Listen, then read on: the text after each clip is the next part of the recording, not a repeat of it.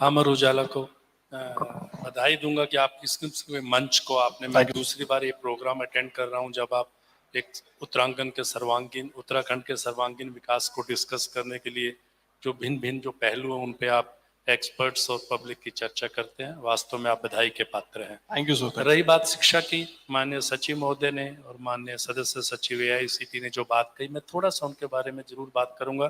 देखिए, जो national education policy है ना, इससे बढ़िया डॉक्यूमेंट बन नहीं सकता। मैं थोड़ा बता दूं, मैं हिमाचल सरकार का प्रमुख सचिव शिक्षा रहा हूं, मैं हायर एजुकेशन देखता था।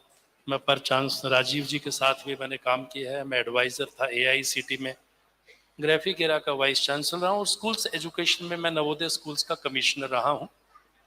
मैं थोड़ा सा अपने इस एक्सपीरियंस के बेस पे आपको बताऊंगा कि इससे बढ़िया कोई डॉक्यूमेंट नहीं बन सकता था। और सरकारों को विशेषतः, क्योंकि मैं उसका पात्र रहा हूँ, मैं उसका हिस्सा रहा हूँ, इस बारे में ध्यान देना होगा कि ये डॉक्यूमेंट्स में कहीं चूक ना हो जाए। सर ने बात की एक्सेस की, एक्सेस के बिना बात नहीं बनेगी।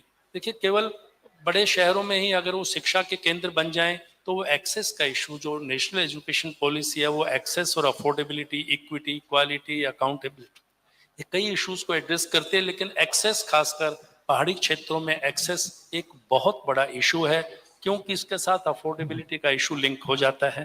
तो सरकारों को चाहिए, विशेषतः मैं हिमाचल के कंटेक्स्ट से भी अपने याद करके और उत्तराखंड में जो मैं देख रहा हूँ, सरकारों को चाहिए कि कहीं ना कहीं जो क्वालिटी के एजुकेशनल ग्रुप्स जो आज देहरादून उत्तराखंड में नाम कमा चुके हैं, उनको कैसे फैसिलिटेट कर सकते हैं कि वो एक्सेस के इशू को अपने कैंपसेस की स्थापना कर कर दूसरा क्षेत्रों में एड्रेस कर सकें।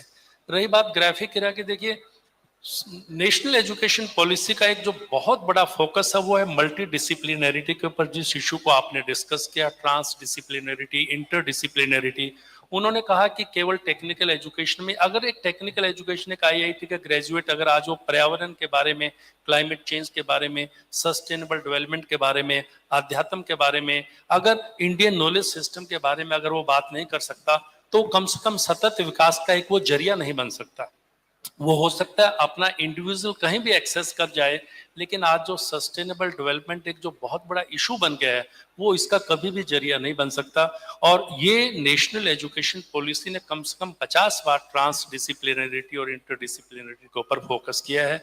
और यूनिवर्सिटी ग्रांट्स कमीशन ने और फिलहाल अभी all India council for technical education ने भी जब BBA MBA का करिकुलम बनाया, तो जो उसके अंदर इस चीज पे बहुत फोकस किया। आज के दिन मैं आप लोगों को बड़े गर्व से बताता हूं, क्योंकि इन संस्थाओं से मैं कहीं जुड़ा रहा हूं, लगभग 22 से 23% जो हमारे करिकुलम का कंटेंट है, वो UGC चाहती है कि उसमें स्किल के 15% के करीब स्किल के प्रोग्राम्स हों, 8-9% एबिलिटी एनहांसमेंट के प्रोग्राम्स हों, और जो कोर करिकुलम है वो 70-75% भी रहे, ताकि एक होलिस्टिक पर्सनैलिटी के डेवलपमेंट हो, क्रिएटिव इनोवेटिव इंडिविजुअल्स की वहां के माध्यम से ग्रूमिंग हो सके। अब इस बैकग्राउंड में ग्राफिक एरा का मैं आपसे बताऊं, जो इमर्जिंग टेक्नोलॉजीज की आपने बात की, artificial intelligence, machine learning, internet of things, हम बहुत बहुत ध्यान से हम इसको स्टडी करते रहते हैं। I wish I can explain कि किस किस्म के हमारे मैकेनिज्म्स हैं कि हम नेशनल लेवल पे इंडस्ट्री के साथ किस किस्म की इंटीमेट इंटरेक्शंस के माध्यम से उन रिक्वायरमेंट्स को असेस करते हैं। हम उन रिक्वायरमेंट्स के आधार पे कि इंडस्ट्री की क्या रिक्वायरमेंट है और कौन सी टेक्नोलॉजीज है जिनका राष्ट्रीय और अंतर्राष्ट्रीय स्तर पर अगले आने वाले समय में रिक्वायरमेंट होगी, ताकि मेरे बच्चे उन क्षेत्रों में जाके नौकरी पा सकें, हम उनको स्टडी करते हैं। हम अपने करिकुलम को रेगुलर हम अमेंड करते हैं। सरकार में रह के मैंने देखा, जो हमारी प्रॉब्लम सरकार में है कि अगर आज मैं अपने सरकारी यूनिवर्सिटी में करिकुलम को बदलना चाहूँ, तो जो प्रोसेस है अगर मैं एक्सप्लेन करने लगूँ तो 1 साल बन जाएगा मुझे रिवाइज करने में, और जब तक हो सकता है वो टेक्नोलॉजी ऑब्सोलीट हो जाए जिसको मैं इनकॉर्पोरेट करना चाहता हूँ। प्राइवेट यूनिवर्सिटीज में खासकर हम जैसे जो हम इस बारे में बड़े सचेत हैं, हमारे मन में सुबह कुछ चीज समझ में आती है कि ये टेक्नोलॉजी इमर्जिंग है, ये स्किल बड़ा इंपॉर्टेंट है, हम अगले 15 दिन में उसको अपने करिकुलम में शामिल कर लेते हैं। हमारे मैकेनिकल इंजीनियरिंग, इलेक्ट्रिकल, इलेक्ट्रॉनिक्स, हर किस्म के प्रोग्राम्स में, इवन ह्यूमैनिटी, सोशल साइंसेस के प्रोग्राम में आपको जानकर अच्छा लगेगा और पब्लिक को भी जानना चाहिए।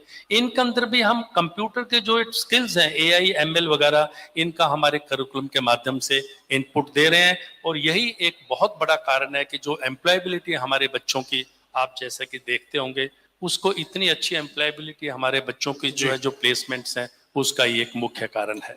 अगर आप ये वीडियो YouTube पर देख रहे हैं तो हमारे चैनल को सब्सक्राइब करें और बेल आइकन को दबाना ना भूलें। अगर आप Facebook पर ये वीडियो देख रहे हैं तो हमारे पेज को लाइक करें।